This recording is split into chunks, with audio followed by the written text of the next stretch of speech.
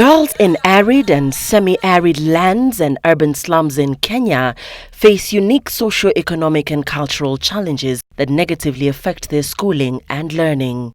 Poverty, early and forced marriages, female genital mutilation, teenage pregnancies, low self-esteem, and long distances to schools are some of the issues these girls grapple with. The nomadic children have a lot of challenges. One, when girls reach a certain age, roughly the age of at the puberty stage, 13 to 15 years old, they're ready to be married. People have not understood as well that you educate a girl, you educate the society, or you educate the whole community. Poverty levels in many families in this place is high. There's this culture whereby the girls are not valued. The boys are more valued than the girls. As a result, these girls do not achieve their full academic potential. They find it harder to attain optimal learning outcomes in primary school and transition to higher academic levels. The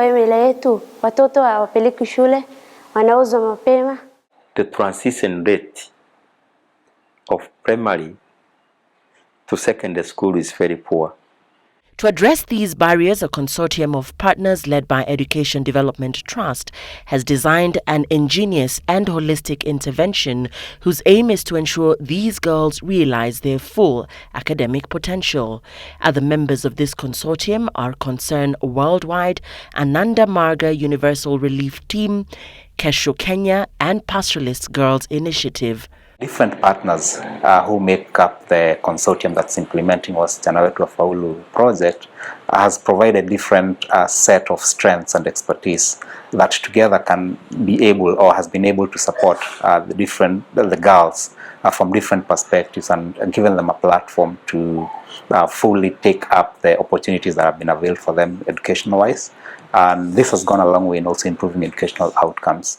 The challenges facing girls' learning and transition are multidimensional and they are varied, and they vary from one region to another, and therefore they require variety of skills that not one single organization can host. We are working with our community health workers at the community level who are trained through support from the project and resources from the project to support on household visits for the targeted beneficiaries at the household level, and beyond that also identify and address all other health related aspects that in one way or the other can affect learning, education generally, and transition for the targeted girls that we are looking at as a project. Under the banner of Wasichana Wetu Wafaulu, commonly referred to as WWW, which means Let Our Girls Succeed, the project specifically aims to enable 72,000 marginalized girls in arid and semi-arid lands and urban slums to improve their learning outcomes, complete primary education, and transition successfully to a productive and positive next phase. One of the key challenges, of course, before we see the transition is the progression. So we want to see that our girls are moving from one class to the next. Funded by UK Aid under the Girls Education Challenge, the project operates in 8 counties in Kenya, namely Nairobi, Mombasa, Kilifi, Kwale, Tana River, Marsabit, Samburu, and Turkana.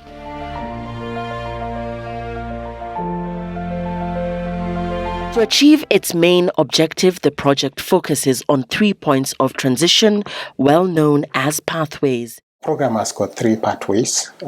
Pathway 1, which is the biggest one of all, is to ensure that most of our girls are transiting from primary to secondary. Our second pathway, pathway to TVET, which is the technical and vocational training, we expect that the girls who are not going into the pathway 1 will go into the pathway 2. And this will prepare them to the place of work. The third pathway is called the catch-up pathway. Some girls will drop out of school and will be at home for a certain period of time, some shorter periods, some longer periods, and we give them a second opportunity to go back to school.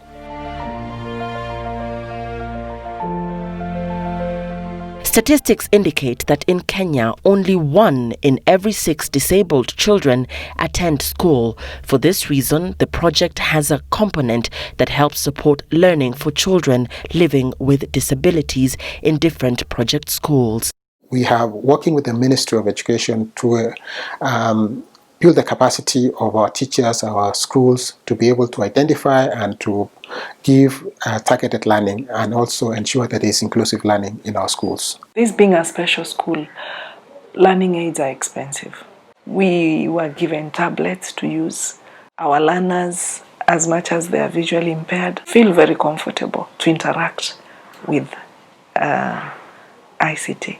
To enhance collaboration, the project works closely with the Ministry of Education, Teacher Service Commission, Kenya Institute of Curriculum Development, and the provincial administration in all its areas of operation. What we do as TSC is that we identify teachers whom we think can be able to be trained as coaches.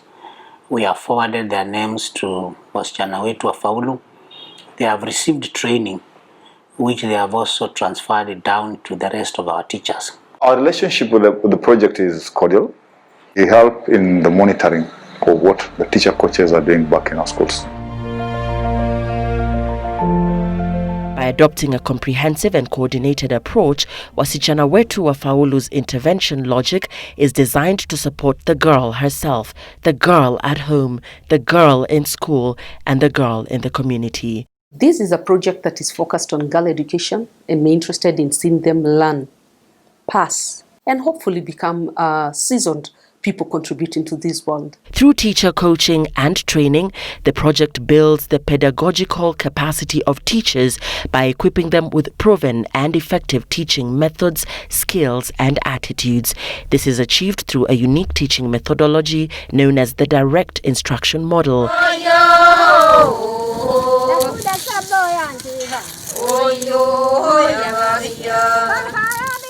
Another key intervention is community conversations. This is a community-centered dialogue process which engages community gatekeepers on gender discrimination, girls' rights, and their education. The thinking behind Wasichana Wetu Wafaulu is that we cannot, in a sustainable way, address challenges that limit learning and transition without having the community at the core. The communities must lead this process if it is going to be sustainable. In a CC meeting, we discuss about school, water, toilet, and hygiene, and also the challenges the girls have in the school. The project has also identified vulnerable households that receive regular cash transfers to cushion them against hard economic times and also enable them start small businesses through which they can raise income to support their daughters' education. We really appreciate the cash transfer system. We have many beneficiaries in our school who have been benefiting from the cash transfers, especially our teen mothers. They have their children at home, nobody to take care of their children while they are in school here.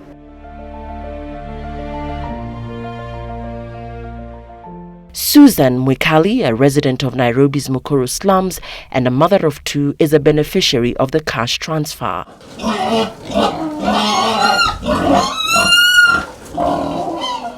She used the money to start a pig-rearing venture in 2018. Hizo pesa za mradi zimenisaidia sana. Mtoto amesoma kwa darasa la 8, nimenunua nguruwe.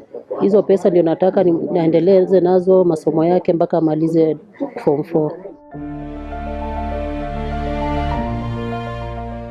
Nini kinafanyanga wasichana wasiende shule? To help girls navigate through the sensitive stage of adolescence, the project has facilitated the formation of child-to-child clubs. These are platforms provided by the project to help girls learn how to express themselves, acquire new knowledge, share their problems, and find common solutions with their peers. In our club, we have 3 modules. First one is who am I? And second one is where am I going? And that one is how am I going to to get there. In our club, we met every Monday. We learn about our rights, FGMs, self-esteem. We learn also to love each other.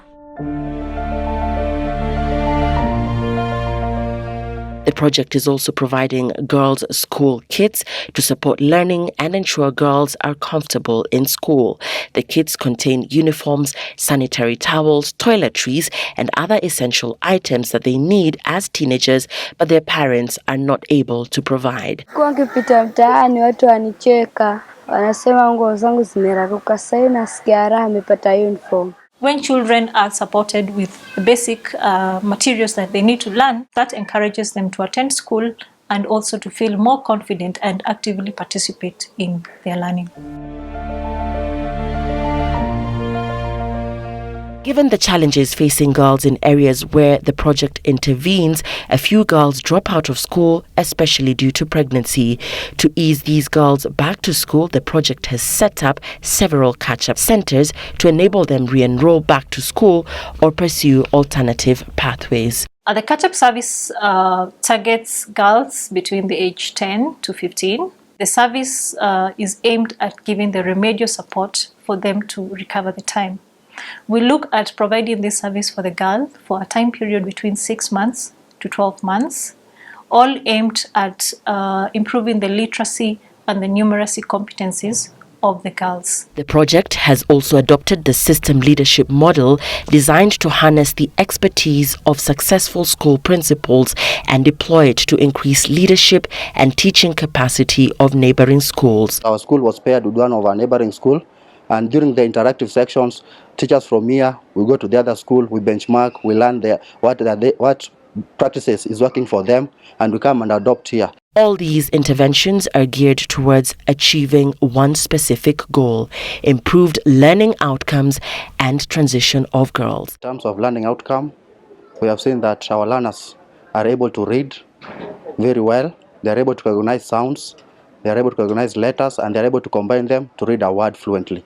And that has been attributed to the Wasichana Wetu Wafaulu Project. Because of the Wasichana Wetu Wafaulu Project, the school has improved in terms of learning outcomes. 2016, we had a mean score of 49.65, and then come 2017, a mean score of 55.56, and then 2018, 57.52. Due to this increase in performance, our school is currently ranked as number 1 in the sub-county and among the top 10 schools in the county. In 2018, out of 32 who did their KCPE, 29 went to secondary school. Only 2 went to TVET and 1 went back to school again. So this success we attribute to Wasichana Wetu Wafaulu. And the gains on learning outcomes and transition for girls have been massively encouraging, as attested by learners, teachers, community members, education officials, and the girls themselves. You find that in our school today, the girls' education or performance indexing has gone quite high. Beginning last year, the transition rates now from primary to secondary have really been boosted by this intervention. Hiyo basari imenisaidia sana. Kama singelipata hiyo basari, sijui kama watoto wangu wangeenda skuli wangesoma. Imenisaidia sana na sana zaidi. The use of ICT is helping us curb the problem that we've been having of understaffing and the very big workloads. The introduction of technology has made my work a lot easier as a teacher. Getting a learner to the computer lab to do something is quite easier. Back to school kids helped those learners to come to school regularly. Again, it motivated the learners very well as they were in full school uniform. With the assistance from Wasichana Wetu Wafaulu, we have managed to retain very many children in the school, and the drop rates have reduced to near 0. But the pregnant cases have dropped to the actual 0. Sustainability that we put in place not only is around the schools, there is also sustainability at the community level, largely about the education of girls. Although there are still some challenges, the girls can now face the future with expectation rather than hope of a better life.